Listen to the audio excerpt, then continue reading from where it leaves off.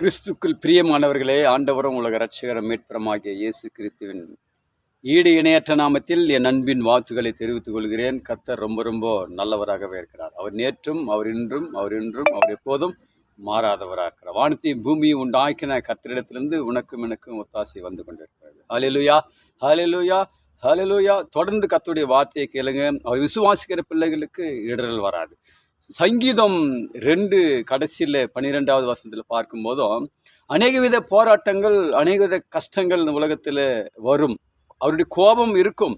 ஆனாலும் பாருங்க, அவரை பற்றி கொள்கிறவர்கள் பாக்கியவான்கள் என்று வேதம் சொல்கிறது. என் அன்பான தேவ ஜனமே, இந்த உலகத்தில் பார்க்கும்போது அநேக விதமான விபத்துகள், அநேக விதமான காரியங்கள் நாம் பார்க்கும்போது அநேக இழப்புகள் மத்தியில் வாழ்ந்து கொண்டு இருக்கிறோம். ஆனாலும் பாருங்க, அவரை நாம் உண்மையாய் பற்றி கொள்ளும் போது, அவரை நம் உள்ளத்தின் ஆழத்திலிருந்து அவர் நம்மை ஏற்றுக்கொள்ளும் போது நாம் பாக்கியவான்களாய், பாக்கியவதியாய் தேவன் உன்னையும் என்னையும் வைக்க அவர் போதுமானவராக. தொடர்ந்து கர்த்தருடைய வார்த்தையை கேளுங்க.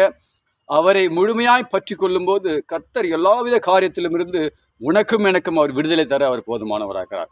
நாம் பாக்கியவான்களாய், பாக்கியவதியாய் இந்த உலகத்தில் வாழ வேண்டும் என்றால் அவரை நாம் முழுமையாய் உள்ளத்தின் ஆழத்திலிருந்து நம்ம அவரை பற்றி கொள்ள வேண்டும். அவர் நம்ம பற்றுதலாக அவர் மேல் நம்ம இருக்கும்போது, அவரை பற்றி கொள்ளும் போது, அவருடைய வசனத்தை நாம் ஏற்றுக்கொள்ளும் போது நாம் பாக்கியவதியாய், பாக்கியவான்களை வாழும் என்பது சந்தேகமில்லை. God bless you. கர்த்தர் உங்களை ஆசீர்வதிப்பாராக. ஆமென், ஆமென், ஆமென்.